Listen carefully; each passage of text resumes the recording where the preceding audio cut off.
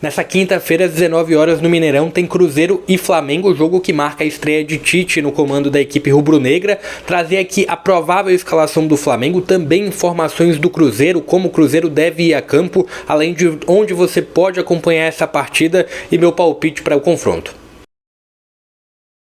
Fala pessoal, sejam todos muito bem-vindos a mais um vídeo aqui no JP Comenta para falar um pouquinho sobre esse Cruzeiro e Flamengo, jogo válido pela 27ª rodada do Campeonato Brasileiro, jogo que tem como principal destaque a estreia do Tite comandando um time depois de um longo período comandando a seleção brasileira, como deve ser esse Flamengo para logo mais como deve ser escalado. Também uma expectativa do Cruzeiro que não faz um bom segundo turno, teve a mudança no comando técnico também, agora com o Zé Ricardo, trazer aqui uma provável escalação da equipe mineira.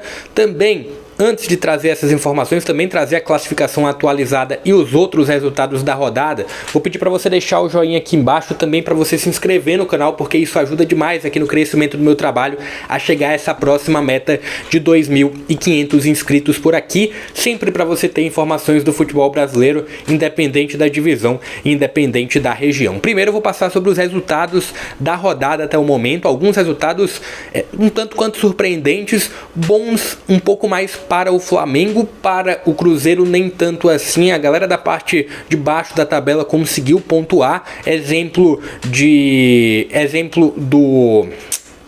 do Vasco, vitória sobre o Fortaleza. Exemplo do Goiás, vitória por 2-0 sobre o São Paulo. E do Bahia, 1-0 sobre o Internacional. Coritiba e América um pouco mais abaixo na tabela. Coritiba penúltimo, América o último, terminaram perdendo.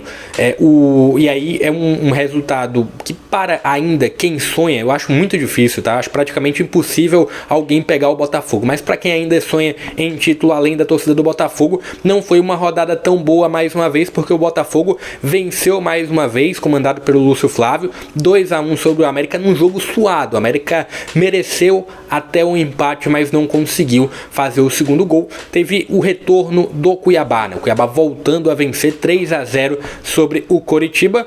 A derrota do Grêmio, né? Um bom resultado para o Flamengo. A derrota do Grêmio, o Grêmio 1, Atlético Paranaense 2. E teve o Bahia 1-0 sobre o Internacional. O Bahia está dentro dos resultados que ficaram um pouquinho ruins, para um resultado ruim para o Cruzeiro. Hoje teremos, além de Cruzeiro e Flamengo, teremos o Palmeiras com o Atlético Mineiro, Santos com o Bragantino e Fluminense e Corinthians. Você também consegue acompanhar aqui a tabela, e eu vou só deixar aqui destacado que se o Flamengo vencer, pula para a segunda colocação, pode pular para a segunda colocação, porque vai ter que torcer contra Bragantino e ter que torcer contra Palmeiras. Se Palmeiras e Bragantino, uma derrota do Bragantino e um tropeço do Palmeiras, pode ser empate ou derrota, e uma vitória do Flamengo, o Flamengo pula para a segunda colocação do Campeonato Brasileiro. Olhando para o Cruzeiro, que é o 14º colocado no momento, tem 31 pontos. Ele não entra na zona de rebaixamento nessa rodada, porque apenas o Santos, que está na zona, joga. O Santos pode até ultrapassar o Cruzeiro, mas quem entraria na zona de rebaixamento seria o Vasco. O Cruzeiro, em caso de vitória, pula para a 12ª colocação, ultrapassando Bahia e Internacional. Trazendo um pouquinho de momento das duas equipes, a sequência das duas equipes no Campeonato Brasileiro. Cruzeiro empatou contra o Bragantino em casa, depois perdeu fora, na verdade venceu fora contra o Santos, perdeu para o Fluminense fora de casa. Empatou contra o América jogando como mandante no Mineirão, um empate que quase saía como uma derrota, né? Porque o América teve oportunidades de fazer o gol da vitória, a arbitragem em um lance ali terminou apitando um pouquinho antes da finalização do Mastriani, mas enfim, empate para América e Cruzeiro, e empate para o Cruzeiro contra o Cuiabá, jogando o Cruzeiro como visitante. A sequência aí na tabela, você vê um Cruzeiro que fica intercalando entre Sul-Americana e uma zona intermediária, uma zona sem nenhuma competição internacional, mas agora olha também um pouquinho para a zona de rebaixamento diante dos resultados da rodada.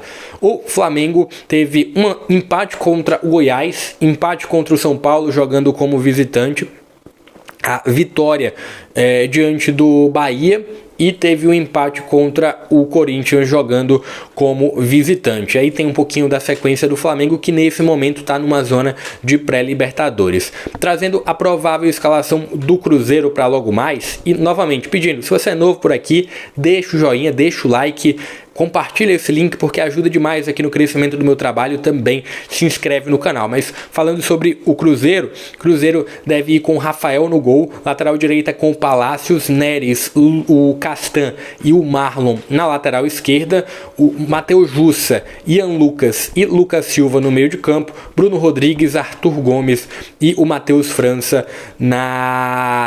Pereira, na lateral, na ponta direita.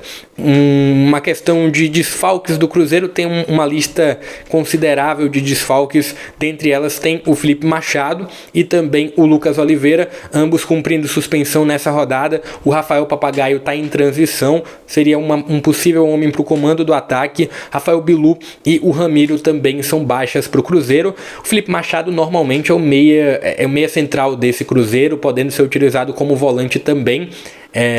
E tem o Lucas Oliveira, que pode também ser utilizado como um volante, um cara um pouco mais marcador do meio de campo, ou até mesmo um pouquinho mais atrás.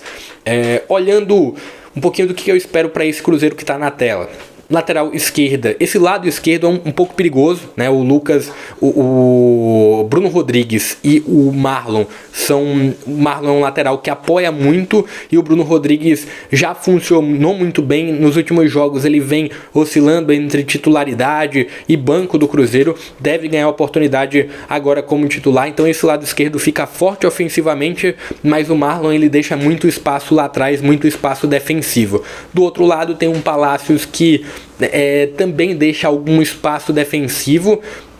Olhando um ponto que chama a atenção desse Cruzeiro é o Lucas Silva. O Lucas Silva jogando um pouquinho, deve jogar um pouquinho mais avançado diante de atuações ruins de Nicão e atuações ruins de Vital, que seriam os homens naturais para a posição. O Lucas ele é um grande jogador, mas é um segundo homem do meio de campo, para jogar como um meia central, jogar um pouquinho mais recuado. Não é o cara do último passe, mas diante dessa escassez de 10 no Cruzeiro, ou pelo menos de um bom 10, deve ir o Lucas Silva jogando nessa função, sendo responsável pelo último passe. Olhando a provável escalação do Flamengo, antes eu vou trazer aqui só um ponto, uma curiosidade da última escalação do Tite em clube.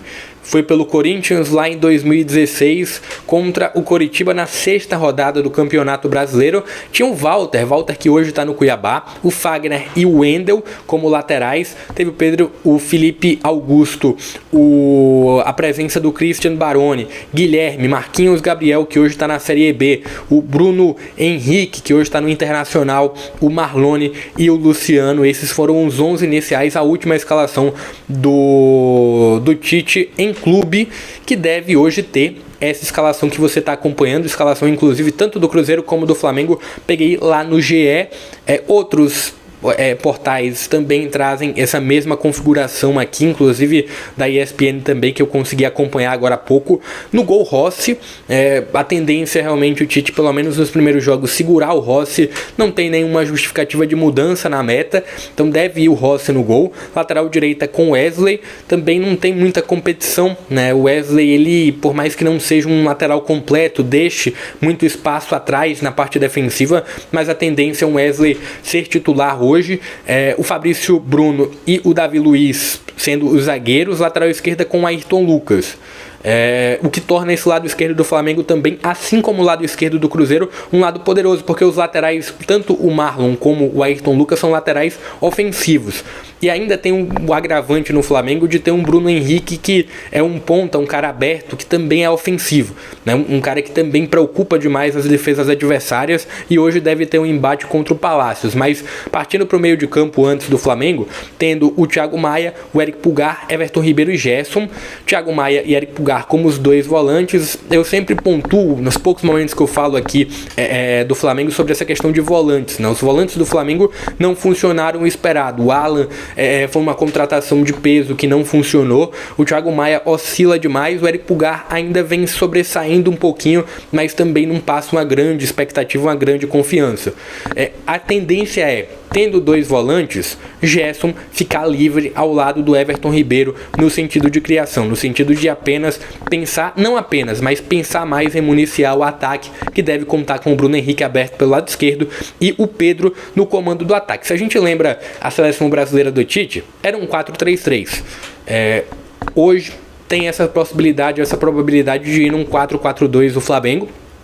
E um ponto em comum, pelo menos no comando do ataque, Richarlison e Pedro.